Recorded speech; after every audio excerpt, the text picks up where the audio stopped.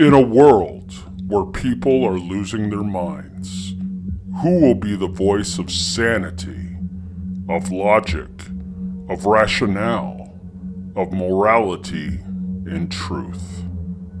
This podcast is looking for like-minded people to stand up to the insane and be real. The Recovery Atheist podcast is calling you to step forward and be counted. Welcome to the voice of change. Welcome to the Recovery Atheist podcast. Well, hello everybody out there in Podcast Nation. This is the Recovery Atheist coming to you from the Trey Entertainment Studios, and I am so happy that you've been able to join me tonight. How's everybody doing out there? How's everybody dealing with this new COVID issues that are going down, especially with the new lockdowns on a lot of things? It's one of those things that I think we're going to start seeing more and more of a lockdown like we used to have back in the day here a few months ago. I hope it's not going to be as bad as that. I hope some things will stay open, but there's no fighting it or denying it that right now we're in a very, very bad wave of COVID. So hopefully you're taking care out there and being safe, and like I've said before, if you do have it, speedy recovery with that. Well, I'm so excited today. Outside of my Packers losing a close one to the Colts in overtime, I applaud the Colts. They played well and deserved the win. Today I had my new professional mic and my Focusrite audio interface come in with my mic stand and everything, so I'm very happy because the voice that you're hearing through this now is going to be so much more warmer, more intimate, sound like more like I'm in the room with you, and that's what I'm going for. Is it doesn't hear as much of the background noise, which is what I'm looking for. So I'm so excited to have it. I've worked hard to be able to get it, and now I get to take it and I get to use it and bring forth content to you with it, and hopefully you'll be able to enjoy it. Everything is going well with me. My surgery, it's been about a week and a half now, and I'm starting to not feel any pain at all. I'm getting around just fine. Today I went out for a little bit. I had to go up to the music go-round and pick me up a cable for my microphone to be able to use it, and so I got out today and was walking around, and I got good mobility. Things are good. So give it another week, and I doubt I'll even notice that I had surgery. So I am very excited about that, and thanks for all the well wishes when it comes to that. Now, today, I've posted a few things on Facebook about this in the Recovery Atheist group. I have talked with a few people. I've got a guy down in the cities, him and his friend, Kayla. They have a podcast called The Wagon. I'm going to be looking at doing a collaboration with them, and it's going to be an intensive, very, very long research into this topic. It's not going to be something, it's going to be a project. It's not going to be just a quick little bit of thing here and there. No, this is going to be a project over the next few months. And it's dealing with recovery cults. We talk about religious cults all the time, especially on my channel. We talk about, how Scientology is a cult, and, you've had all these different cults, the Branch Davidians, Jonestown, people say Mormons. I mean, you can go down the line, Jehovah's Witness. You can say down the line that there's a lot of religious organizations out there that you possibly would look at and say is a cult. Well, one night I was sitting in here, and again, I talked about it the last podcast. I was going down the rabbit hole one night on YouTube late at night, and I come across a documentary. And that documentary was called The Group. And I suggest that you watch it. It's a very good documentary. It's about a recovery organization that was created. I think it was back in the 70s, if I'm right, early 80s, but they ended up bringing in a lot of kids, teenagers, into this group that were dealing with addiction issues and how it went bad from where it was there. Now, I'm going to eventually go into that and do my own episode dealing with the group. I just haven't had a chance to research it. Tonight, we're going to talk about one, though. It has a lot of similarities, and it's called the Synanon. If you go online and look it up, there's a lot of information about it. They were created in 1958 in Santa Monica, California. Their founder's name was Charles E. Diedrich, and he died in 1997, so he's no longer around. Now, the reason I want to get into these different types of recovery cults is because they're doing a damage to people and to people in addiction and in recovery, to the point that even at times there's certain AA groups that I have been around that I kind of question. It's kind of culty. They got some cult inspirations going on. So I want to talk about these things so we can literally have an understanding of what it is. Now, part of that cult is there is a religious addiction cult that I was a part of. They're based out of Arkansas, Batesville, Arkansas, and it's called John 3:16. It is an addictions boot camp for men. I was part of it for about 6 weeks before I ended up having to get out of there. I couldn't take it anymore. So I want to get into them as well. In the future here, I'm going to be doing an investigation into them. But what we find with a lot of these recovery groups, a lot of them have to deal with free labor to the point of it being like slave labor. And then also a lot of, there's no monetary no money is handed to them. A lot of it is you are controlled by them. You're within the community. You can't go anywhere. You can't do anything. You're supposed to just stay with the group, which is part of the group cult, the one I was talking about. They want you to be with winners, but if you're going to be with the winners, they consider the winners the people that were in the group. So stay to your group. Don't, kind of like Scientology and Mormons, you can't have friends outside the religion.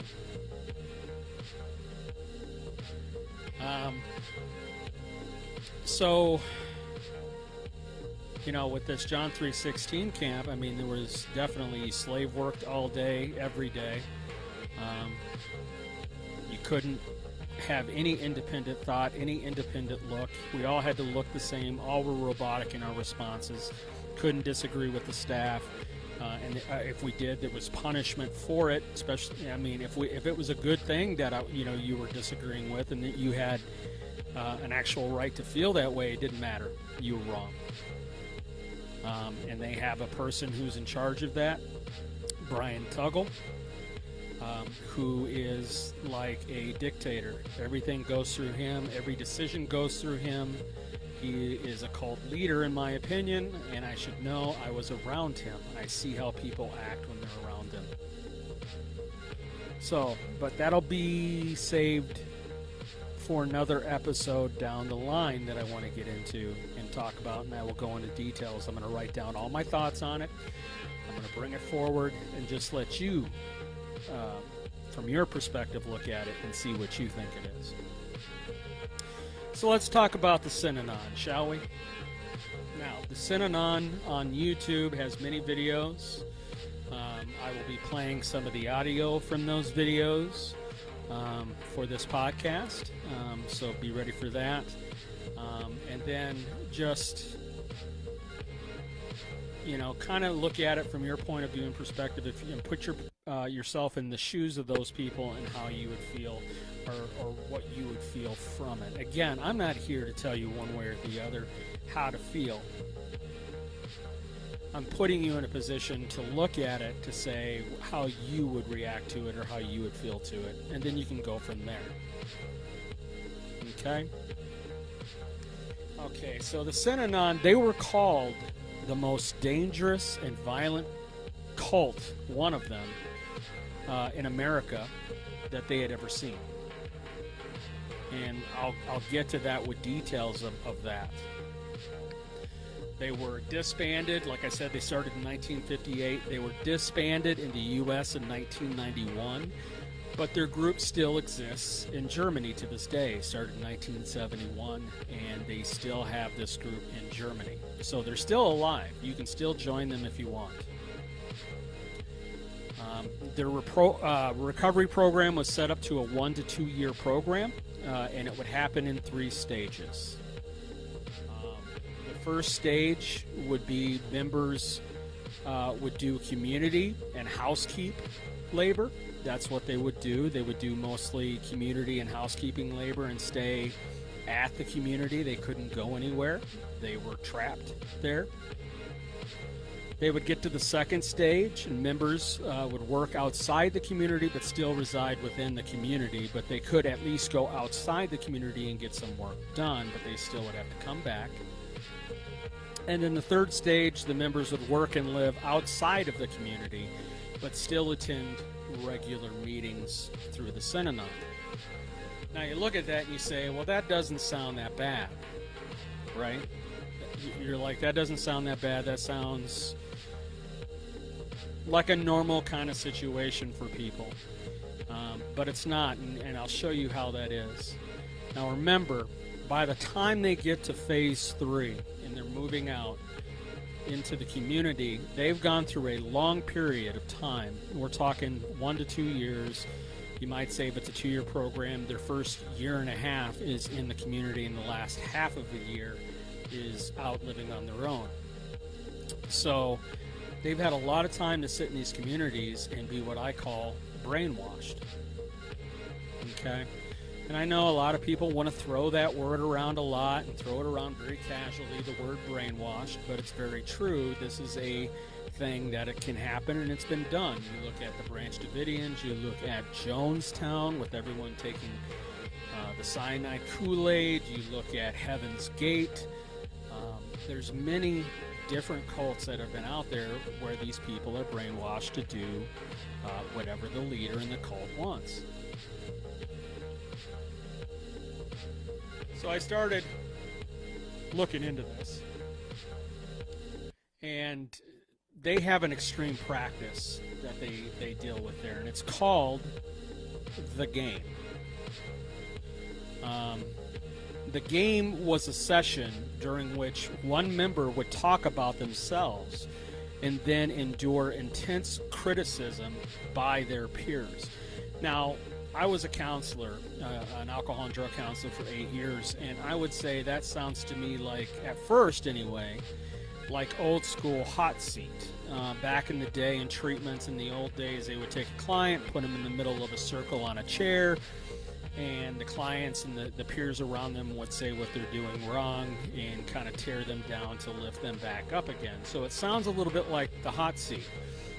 Now, over the last 20 years, we've come to realize that that doesn't work, and it's not good to do that, and that we want to meet the client where the client is at and build them up from there. Let's not tear them down any more than what we have to.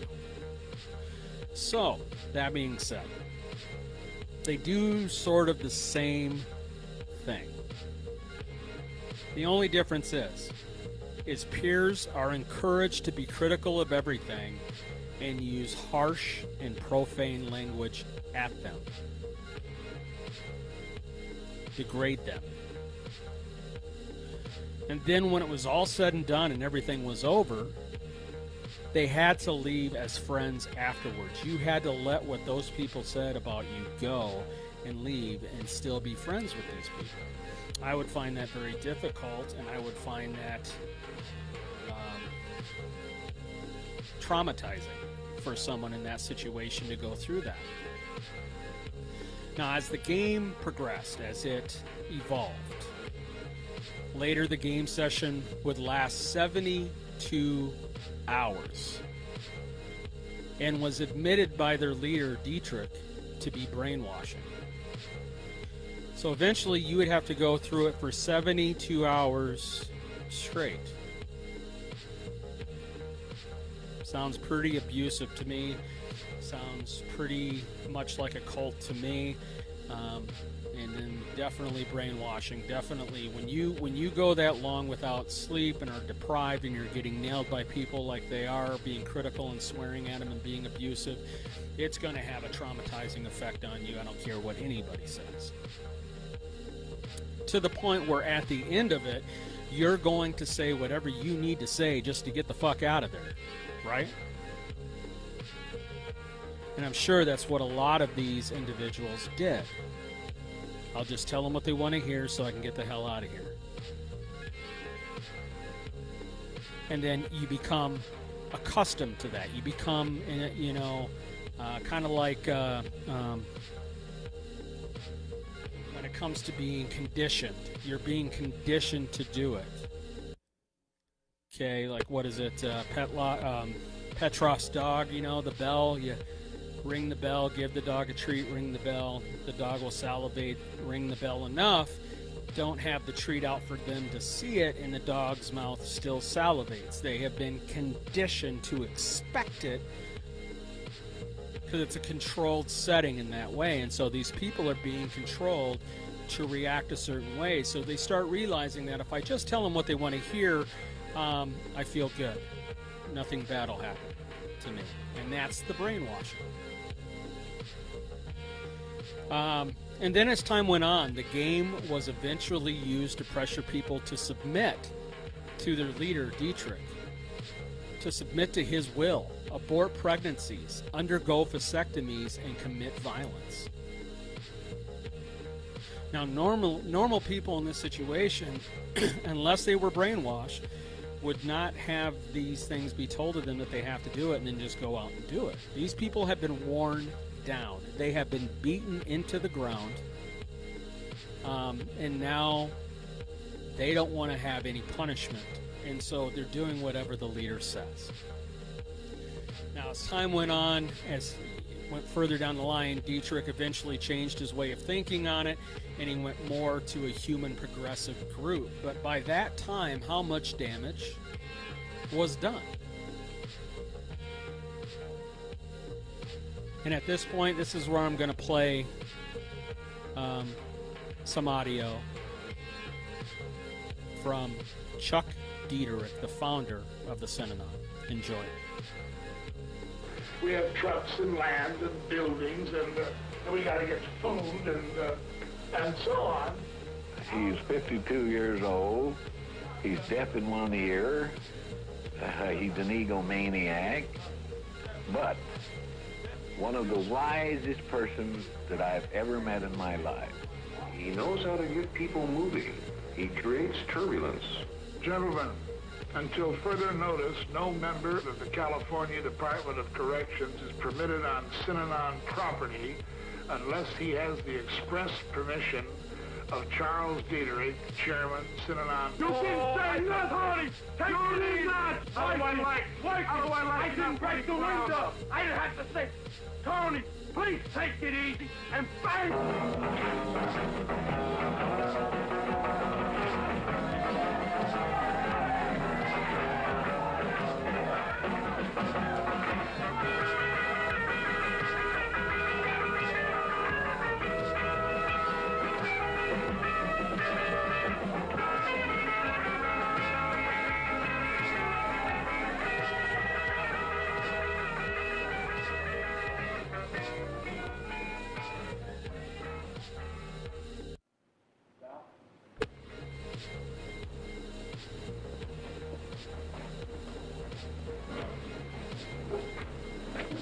Please let me first and always examine myself. Let me be honest and truthful. Let me seek and assume responsibility. Let me understand rather than be understood. Let me trust and have faith in myself and my fellow man. Let me love rather than be loved. Let me give rather than receive. sign them out. Go home, folks, you know. We'll see you next Saturday. Yeah, but I have to sign them out, this kid said. And no, you don't. I just told you you don't have to. But we know it. Wait, look, boy, I'm DJ. Don't sign them out. Oh! My first impressions were very bad of Chuck. I resented him, and I think I hated him. Our defense has been an offense, and our offense is very offensive. Oh, I get mad. If I had some hair, I could pull it out. I'm so mad at it sometimes. There are far more pathetic sights around than some kid running around the street shooting milk sugar into his eye. What about paraplegics? What about people that are really in trouble?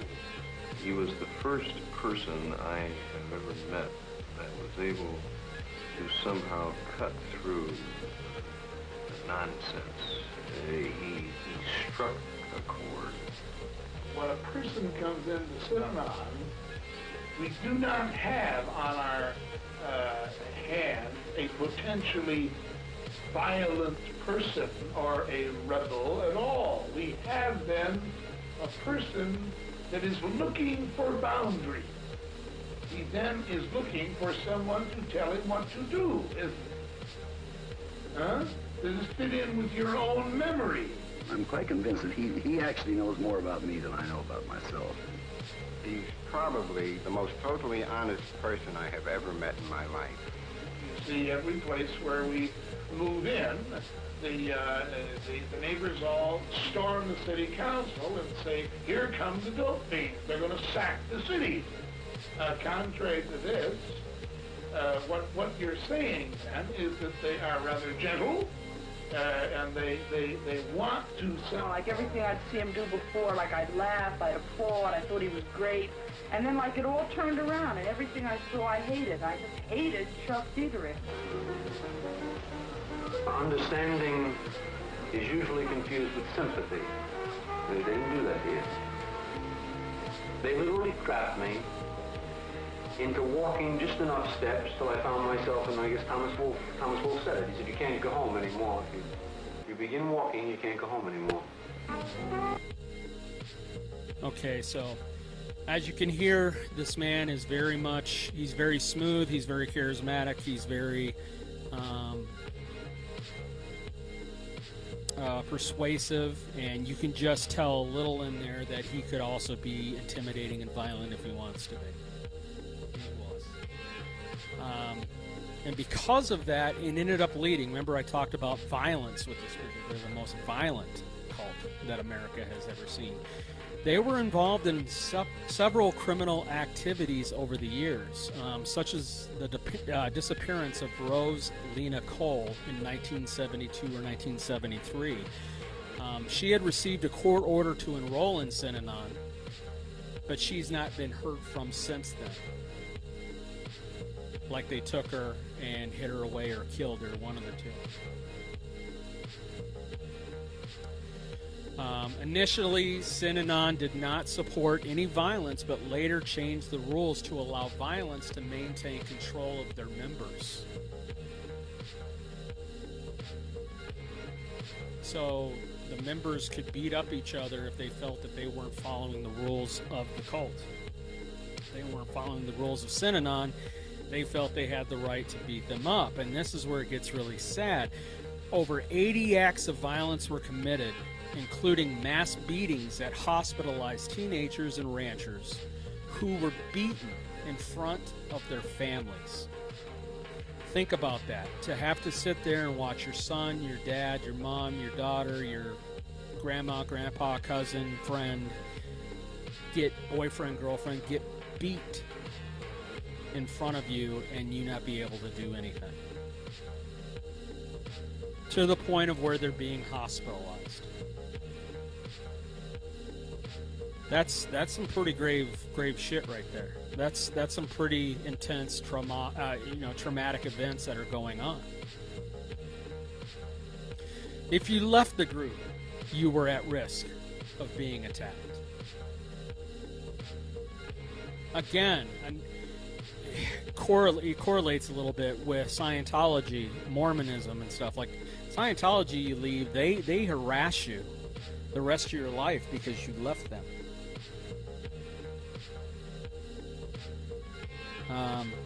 You listen to what's her name, Remy, from the King of Queens show, and how she talks about the harassment that she's had. I mean, Scientology harasses you left and right when you leave. You are not allowed to leave. You're supposed to be there the rest of your life. You sign a billion-year contract, pretty much. In fact, one ex-member by the name of Phil Ritter was beaten so severely after he left that his skull was fractured and he was in a coma for a few weeks. He ended up getting a bacteria infection from it as well that almost killed him. He came close to dying from it. Now, of course, all of this is going on, right? Well, you're sitting there and you're thinking, and this is where I struggle with John 3:16 down in Oklahoma, the religious boot camp, addictions boot camp.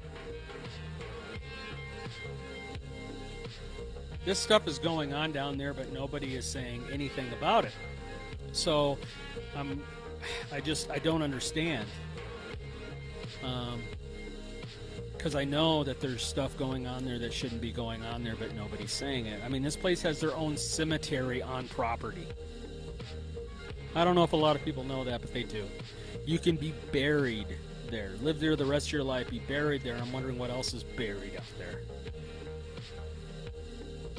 But if you go online and look them up, you don't see much. They don't have many videos online. And I think the reason why is because if they vocalized more about who they are, that some of that stuff would get out, just like with Synanon. Synanon had this stuff start coming out publicly, and then that's when they started being investigated. That's when people started saying, wait a minute, there's something not right about this. Well, John 3:16, they just kind of keep quiet. Now, I'm not saying they're doing stuff like this. I'm not saying they're going to this extreme. But the brainwashing, the traumatizing someone because of, you have to believe the way we believe, and if you don't believe the way we believe, we're going to punish you for it. Yeah, that stuff happens there. Without a doubt, I've seen it. It's been done to me. Just because I happened to cut my hair a certain way one night, they didn't like the hair, and they punished me for it. It was just a normal fade cut with kind of a hawk on top, a faux hawk on top. They thought it was too flashy, made me shave it off, and then punished me for a week. True story. Made me shave my beard down. I had a nice long beard, couldn't have that. Had to shave it down. I mean, it was just like, you're not allowed. I couldn't show off my tattoos if I had a chance not to. No earrings. You couldn't have anything that was independent. You had to look like everybody else. It was bad. Wasn't as bad as Synanon, though. When it comes to the physical violence, well, no. But the mob mentality, like when I moved out of there and I went into Batesville. It's a good story. Went into Batesville. I'm living in Batesville now, trying to make a go of it there. This town is so wrapped up in John 3:16. It's like the whole town is a cult, where they won't even hire you. It's like, don't say anything that you left John 3:16, or the business is not going to hire you. They discriminate against you because you left. So I'm going into Walmart to get my glasses fixed, and John 3:16 is out front with a bunch of guys doing advertisements for one of their charity events that they do. Okay? And I come in, and there's a few guys there that know me from me being there, and they all mob around me giving me shit about leaving. Why'd you leave? That was a bad choice. Don't you want Jesus in your life? Don't you want to go to heaven? I mean, they wouldn't let me in the door. I literally had to push through and say, no, I don't want to have anything to do with it, but thanks. But I had to push my way through them to get to where I needed to go. They have very much a mob mentality. which says to me that you put them in the right situation, who says there won't be violence with that mentality? But anyway, back to the Synanon. That's just a future preview of what's coming up and some of the stories I'm going to tell, because I'm gonna let loose. I'm going to tell some of the stories that I know and what I saw and what I was a part of and what was done to me and what I saw done to others. So John 3:16, be ready for that. So, like I said, they were being investigated. People started noticing something's wrong about the Synanon. NBC gets involved. So in 1978, NBC Nightly News did a segment piece on the controversy surrounding Synanon. If I have a clip, I will be playing it right here. If not, I'm just going to keep on moving forward. I'm going to look for a clip to play it in here right now.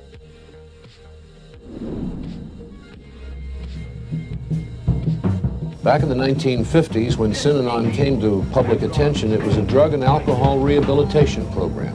I found an environment that was a loving environment.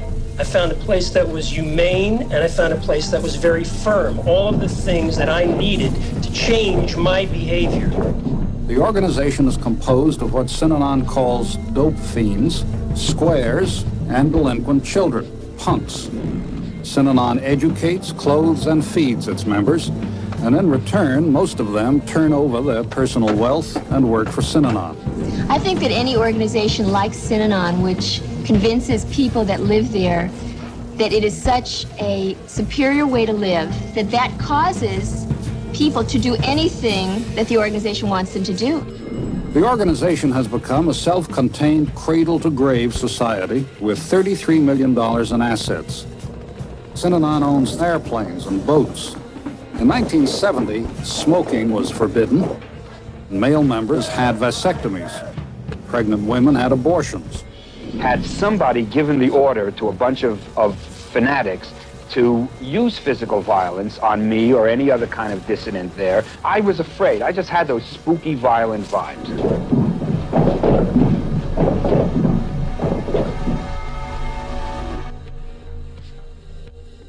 So they did a piece on the controversy surrounding them. They got several hundred threats from Synanon members and supporters trying to get them to take the piece down and to stop looking into them.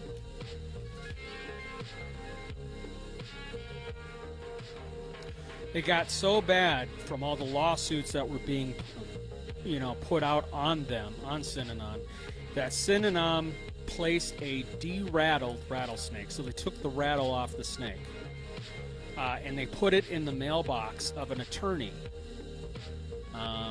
Looks like his name was Paul Morantz. Put a de-rattled rattlesnake in his mailbox. And he had just successfully brought a suit against Synanon to the court on the behalf of the people being held against their will by Synanon. Well, the snake bit him, and he was in the hospital for 6 days. So this incident, along with all the other investigations that were going on, prompted an investigation by the police and the government into Synanon.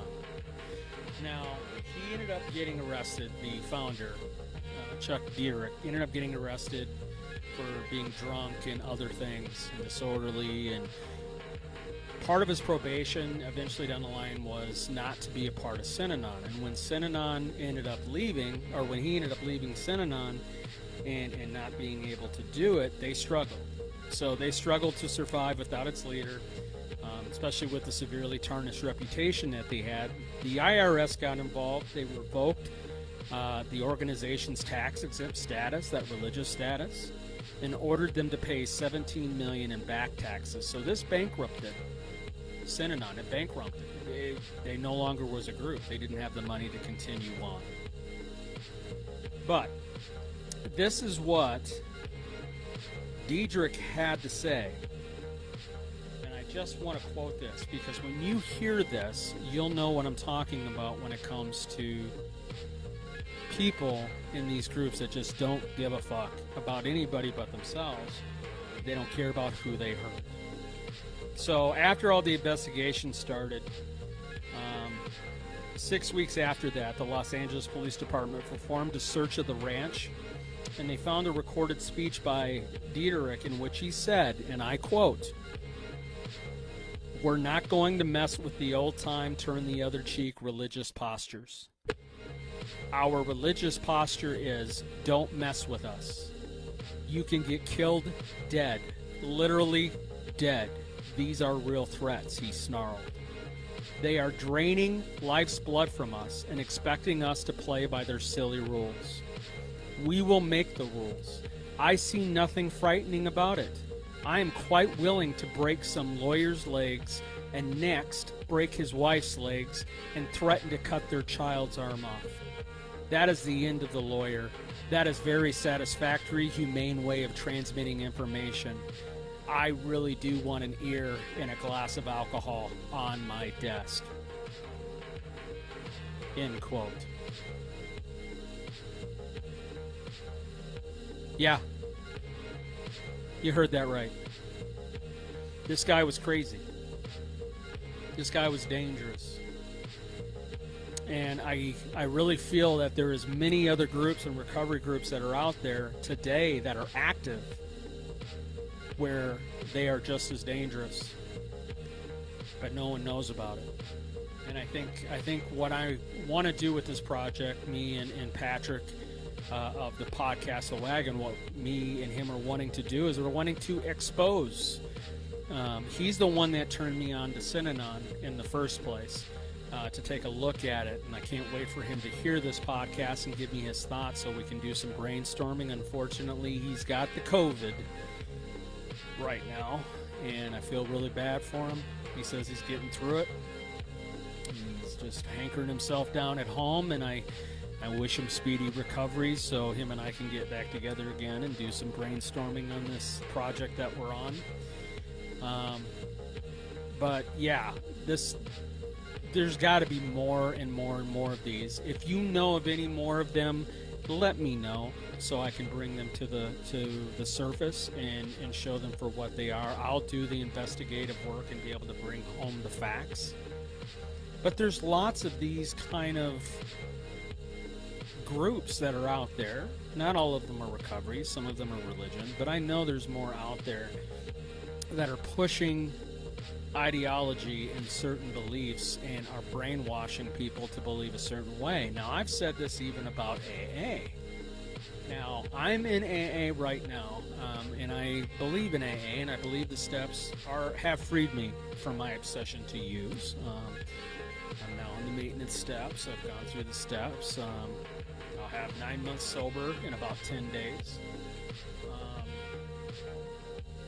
I feel personally like it works, but you also got to look at it at the same time as I'm not part of some Alano group or some club. I'm doing this even though I go to meetings and I go to Zoom meetings as well, and I have friends who are in the program as well, like my sponsor and other people.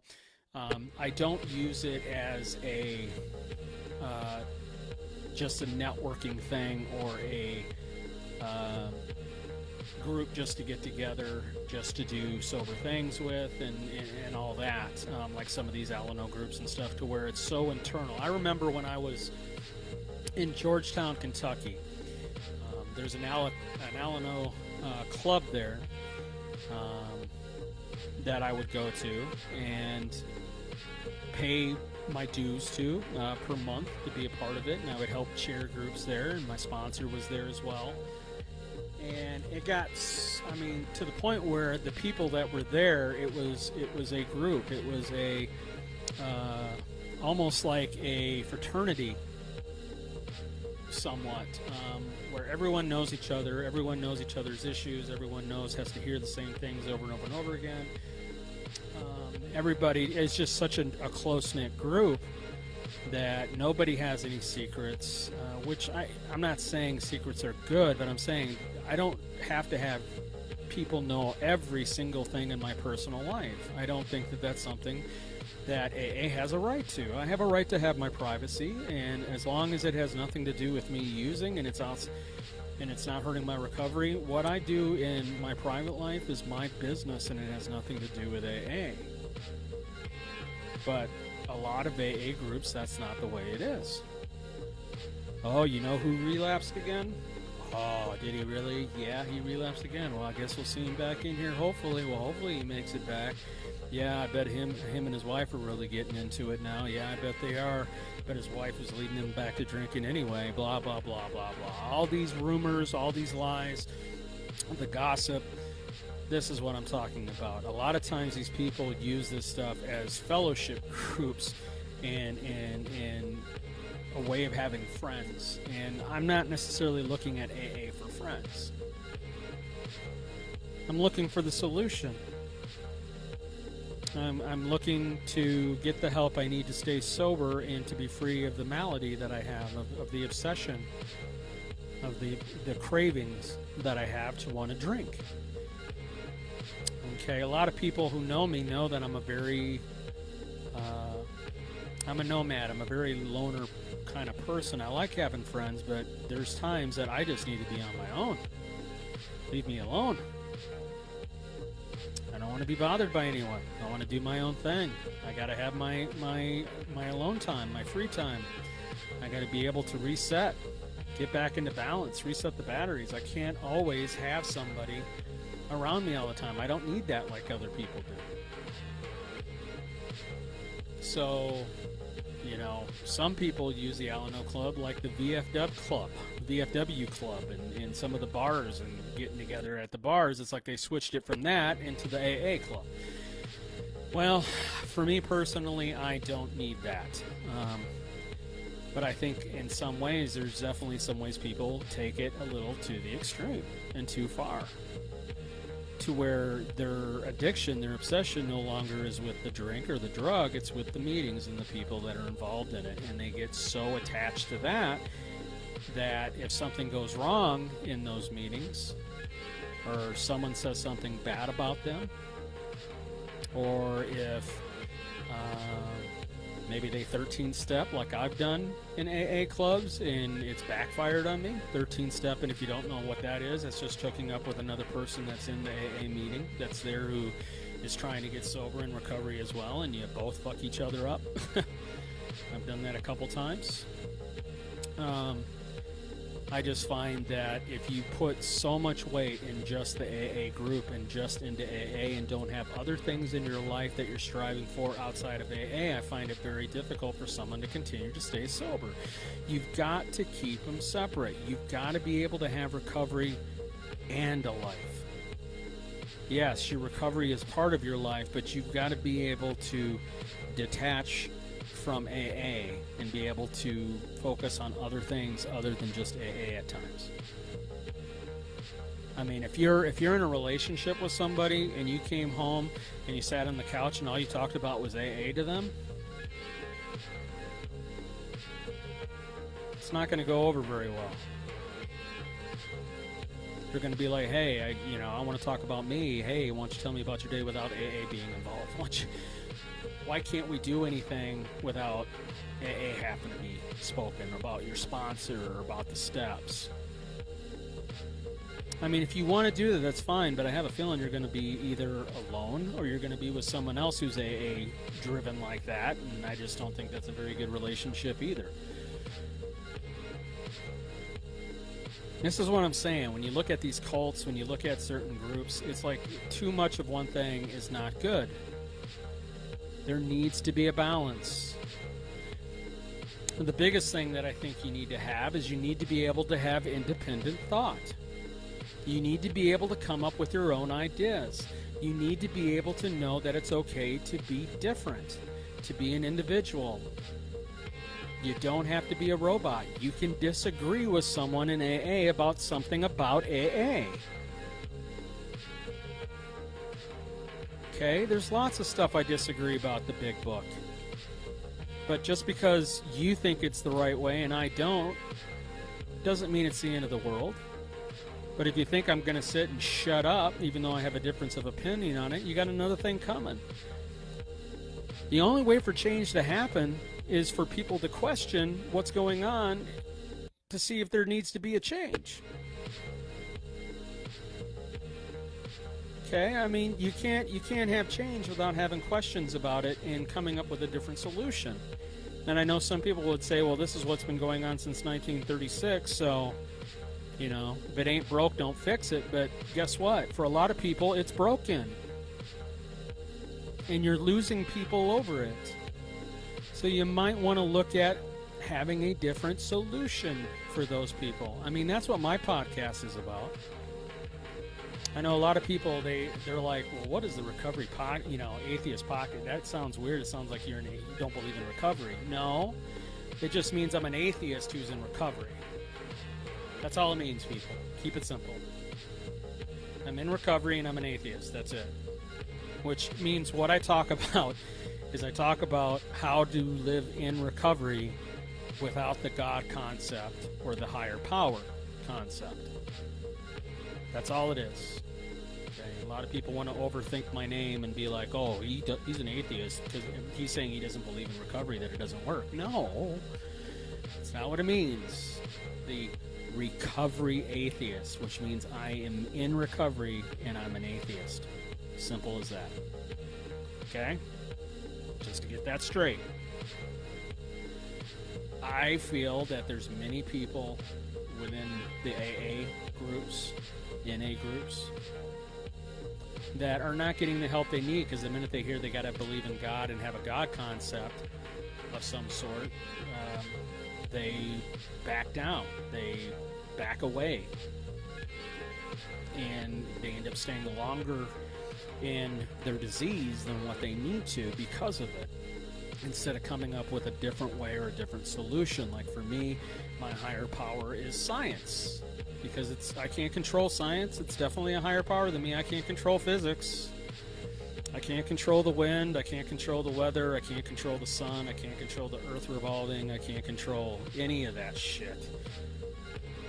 Okay? I mean, I can't control the way my body works unless, I guess the only way I can control it is to eat healthier and stuff. But guess what?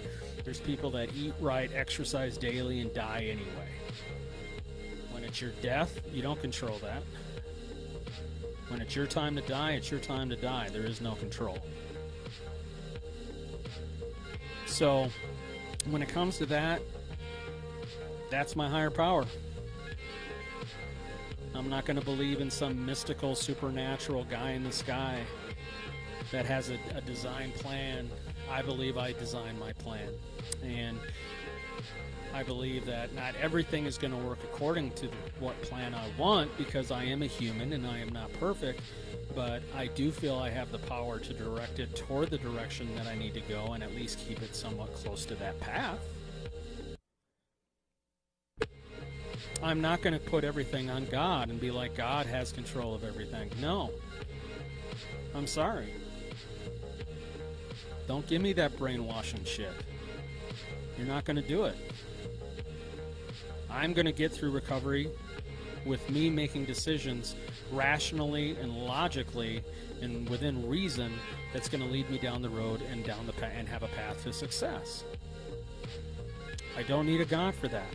I don't need a God for morality. I know it's wrong to do crimes. I know it's wrong to do certain things in society because society teaches us that. I do not need a God for morality. I know right from wrong without a God. These are the things where people are falling through the cracks when it comes to it. And this is why I started this podcast, is to allow people to look at it and find a different perspective to it and be able to find recovery without having to have that be the number one reason why they're in recovery. So, it's one of the reasons why I'm doing this project, is so I don't want to see these recovery groups flourish like they do, because they have only one way of thinking.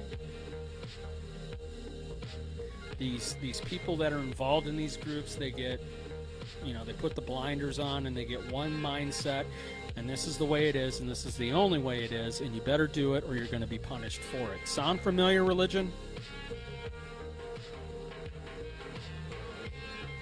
So, I'm fighting that.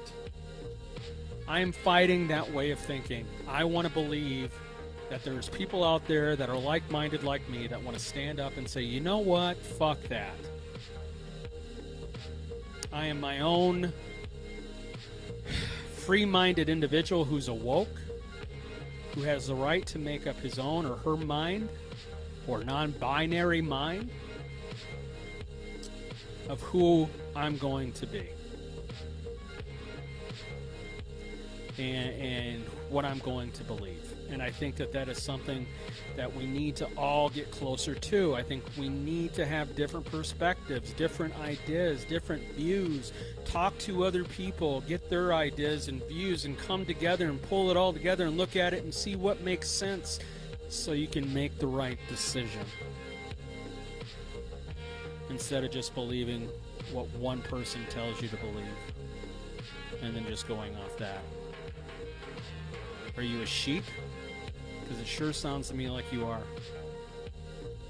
Are you going to be, led around the stable by the shepherd and not have any individual thought? Or are you going to stand up and say, no, I have a right to have my own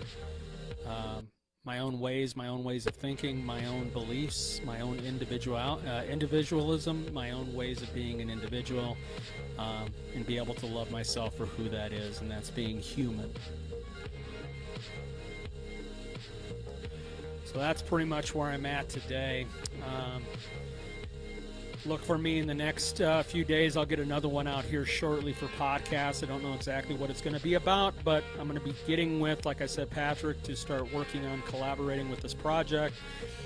I know for one, I think here in the next couple podcasts, though, I am going to do one about Rudy Giuliani. I think that would be a very fun one where I could get some laughs, not so serious, kind of bring it down a little bit from the seriousness. And have a good laugh. Listen to some of his audio as he is just, did you hear that the other day, him talking about the movie My Cousin Vinny? He's got the hair dye going down the side of his face as he's talking about, he is a mess. Rudy Giuliani is a complete mess right now. How he went from the New York mayor during 9/11 and being the leader he was then to where he's at today, I have no clue. I think it might be senility. I think he's lost his mind. And they're talking about Biden having that issue. Rudy definitely does. So I think I'll do that maybe next. I think that would be a good topic for us. So thank you for coming and listening to my podcast. If you want to get a hold of me, you can find me on Facebook, Del Bacon, also the Recovery Atheist group through Facebook. You can find me on YouTube, the Recovery Atheist, with my videos. You can email me at therecoveryatheist@gmail.com. You can also find me on almost every single platform you can think of out there. Spotify, Podcast Addict, Amazon Music, Apple Podcasts, on and on and on. It's everywhere. And you can use your iPhone, your Android, your laptop, your smart speakers. You can use almost anything today to be able to listen to them. So I invite you to check me out, take me on the go when you're on the go. Be safe out there. Wear your masks. If you've got COVID, speedy recovery to you. I love everybody. Peace. Thank you for listening to the Recovery Atheist podcast. It's now up to you. What will you do with what you've heard? How will you use it? I challenge you not to stay silent. Be heard. Be real. Be different.